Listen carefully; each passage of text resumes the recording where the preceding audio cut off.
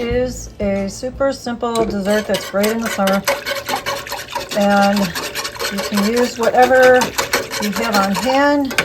I just happen to have this organic passion fruit juice I bought recently. It just sounded like it would quench my thirst, and it has lived up to that.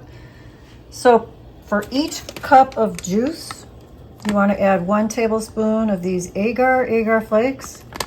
Basically, we're going to make a vegan gelatin, but really it's called an aspic.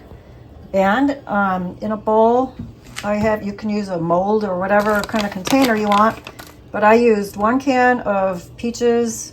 I have 1 fresh nectarine sliced up in there. You can see it.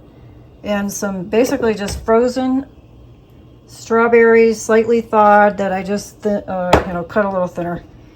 So once this comes to a boil, we just let it simmer for about 5 minutes until all the graininess, the flakes, just dissolve. And then we pour it over the fruit and let it chill.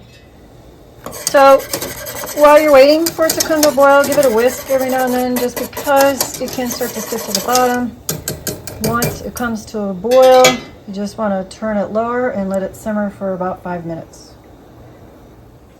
Okay, so just for fun, because I'm on an almond kick lately, I am going to add a little bit of almond extract.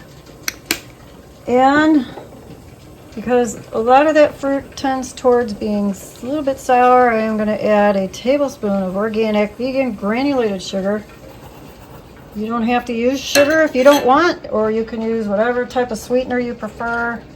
I am not against using real organic cane sugar personally. It all depends on what I'm cooking and on the texture I want, and I just think the sugar would be the good match for this, but you could try syrup, monk fruit, whatever you want. And now I'm going to just pour this over the fruit. Carefully. And I might have needed a bigger bowl.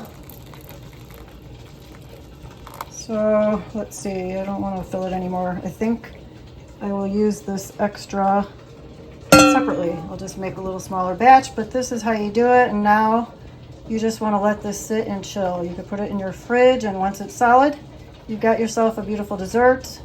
If you want, you can garnish it. You can throw some shredded coconut on top, sliced almonds, or just more fruit, whatever you like. It's so versatile. You could do this with vegetables. It doesn't even have to be a way you make something sweet. I have not explored that avenue yet, but just wanted to share this because it is just such a great, refreshing dessert in the summer. Well, since I mentioned it and I had extra and I need to do something quick, I added the rest of those frozen and thawed strawberries, and I thought I would just top with a few of these coconut flakes, and it's all going in the fridge.